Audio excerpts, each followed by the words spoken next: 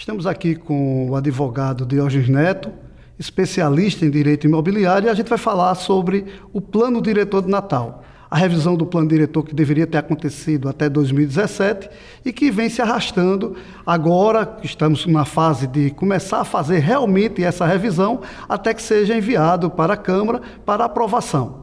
Boa tarde. Boa tarde, amigos do portal cabogi.com. Diógenes, essa reforma é necessária? Extremamente necessária. Cada plano diretor ele tem uma vigência máxima de 10 anos. O nosso, de 2007, poderia ser revisto em 4 anos. E até agora ainda não foi. Então, imagine que nós vivíamos numa cidade que precisa estar atenta aos novos conceitos de moradia, de mobilidade, de lazer e de trabalho. A cidade é um elemento vivo, mutante. Então, toda a sociedade deveria estar engajada, não só na Natal de agora, mas é Natal que agora que a gente projeta para mais 10 anos.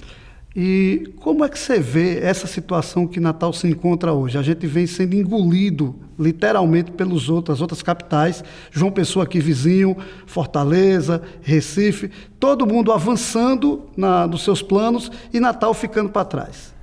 É verdade.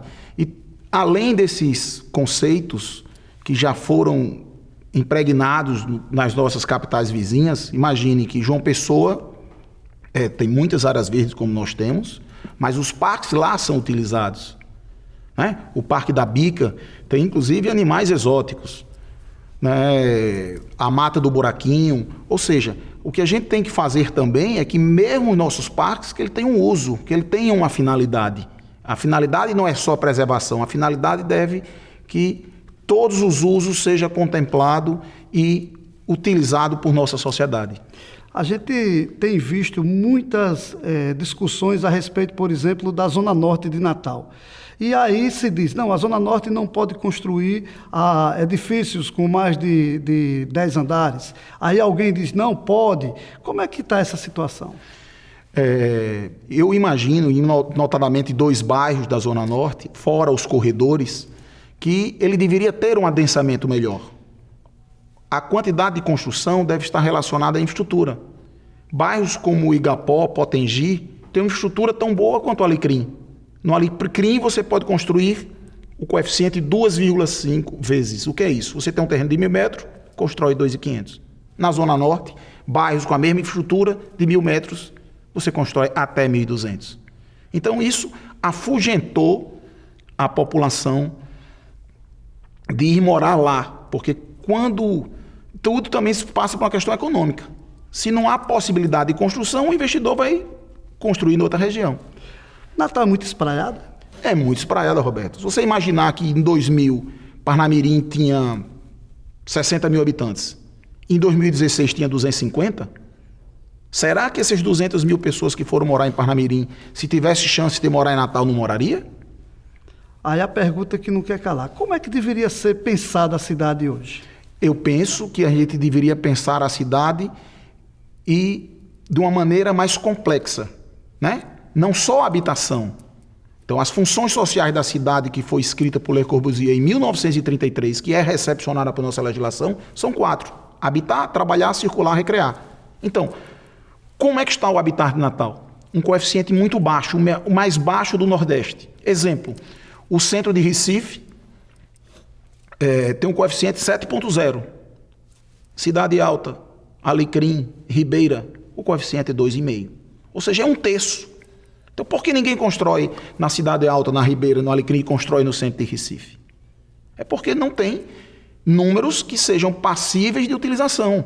E a defesa do meio ambiente é, não, mas se construir toda 7,0, Natal vai virar uma chama de empreendimentos, de espigões. Mas vamos possibilitar dentro da capacidade de suporte. Então vamos permitir alguns e depois limitar, mas proibir por completo, eu acho que isso é uma grande injustiça com a nossa cidade. Infelizmente, o Alecrim tem perdido sua quantidade de pessoas diárias, alguns bairros da Zona Leste têm perdido também, e quem perde é a cidade, porque o IPTU daquele que se mudou para essa área espraiada em São Gonçalo, em Parnamirim, o IPTU fica lá.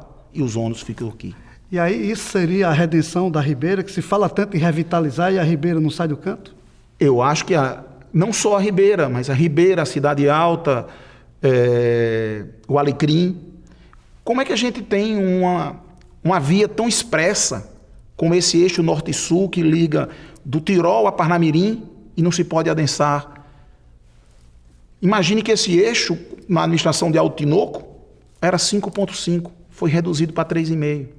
Então, como é que a gente vê hoje cidades pelo mundo afora por conta do CO2 que é trazido pelos automóveis?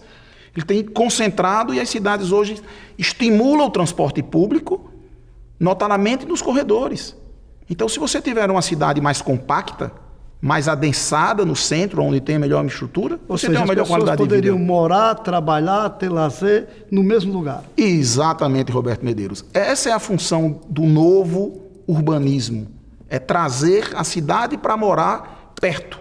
É uma cidade caminhável. Jangel, que é um grande especialista do urbanismo norueguês, ele escreve sobre isso, a cidade para as pessoas. Agora, a sociedade aqui entende que construção prejudica o meio ambiente, esquenta a cidade. Eu acho que a arquitetura hoje tem muita chance de você reviver e demonstrar que isso é uma falácia. Que o que importa para ter a qualidade de vida é o urbanismo como um todo. É diminuir o deslocamento, é plantar árvores nas calçadas, é criar essa vida integrada e mais próxima. Um Natal melhor para todos. Natal é consagrada como uma cidade turística, apesar do maltrato que existe hoje, principalmente naquela região das praias. Como é que você vê aquela situação, inclusive hoje, com essa briga que não acaba pela demolição do Hotel Reis Magos? Isso é uma grande dificuldade. Alguns urbanistas da UFRN entendem que o gabarito, que quer dizer altura nas praias, prejudica o meio ambiente. Né? João Pessoa possibilita 4 pavimentos. O que é que tem acontecido com João Pessoa? Hoje nosso principal destino é a Praia de Pipa. Hoje muitas pessoas descem em João Pessoa, passa 2, 3 dias lá, vem a Pipa e volta para o seu destino sem sequer vir a Natal. Isso na hora que você não estimula a construção, a cidade envelhece. A Agenda 2030 estabelece princípios, que é uma agenda da ONU, que você deve renovar a sua cidade. Então a gente tem muitos princípios que poderia observar, inclusive pelo mundo afora. Né? Miami Beach, você tem 4 andares. A nossa orla permite térreo mais 1. O problema é que, segundo eles, você tem que olhar lá de cima da balustrada para ver a areia da praia. Isso só um pedacinho que é aquele da Praia do Forte. Mas a nossa limitação de gabarito começa desde o Morro do Careca e termina na Praia da Redinha. Você falou de Morro do Careca, a situação do Ponta Negra.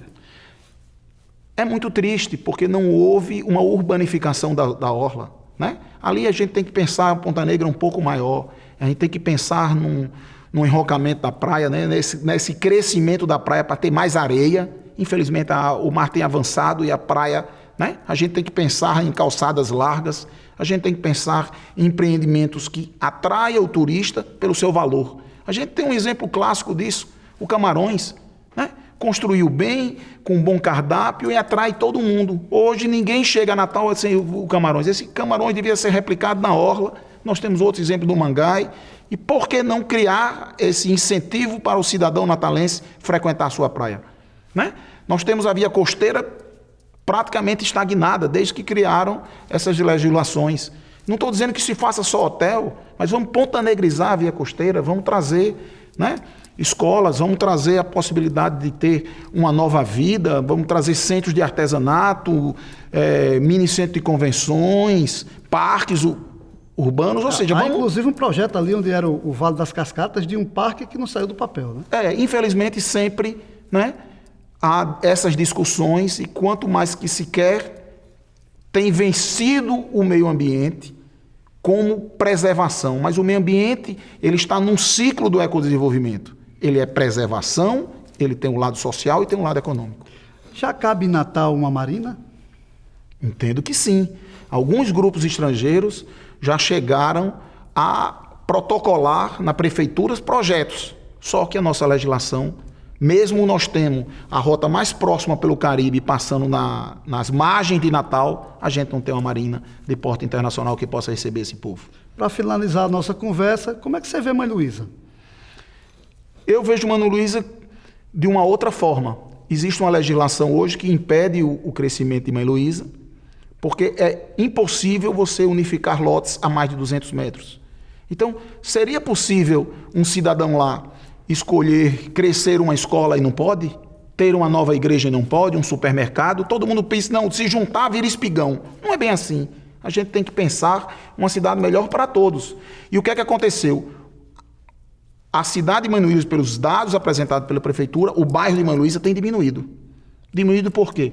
Será que essa falta de investimento em escolas, supermercados, em infraestrutura, não tem afugentado os próprios habitantes de Mãe Luísa? E o próprio habitante não pode ter o direito de se melhorar de vida, comprar um espaço para fazer uma casa maior. Infelizmente, a nossa legislação até hoje não permite. A gente quer agradecer sua participação aqui no nosso programa e dizer que no próximo bloco a gente vai conversar ainda sobre plano diretor, mas desta vez com a arquiteta Mirela Egito.